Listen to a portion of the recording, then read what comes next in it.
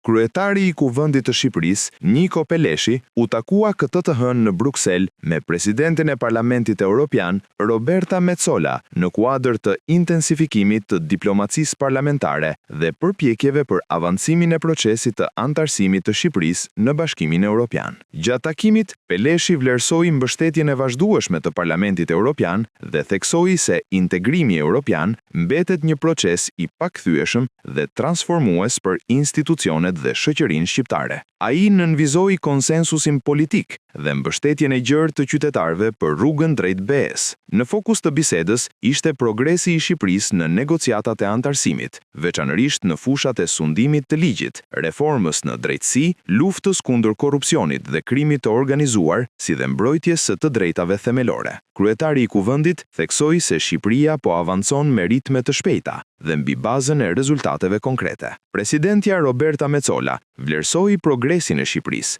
bashkëpunimin e ngushtë mes dy parlamenteve dhe angazhimin institucional për përshpejtimin e integrimit evropian. Hapja e zyrës rajonale të Parlamentit Evropian në Tiranë u cilësua si një sinjal i qartë i mbështetjes së Bashkimit Evropian ndaj Shqipërisë. Në përfundim, kryetari i Kuvendit rikonfirmoi përkushtimin e Shqipërisë për reforma demokratike dhe të qëndrueshme, duke konsideruar Parlamentin Evropian një partner kyç në rrugën drejt antarësimit.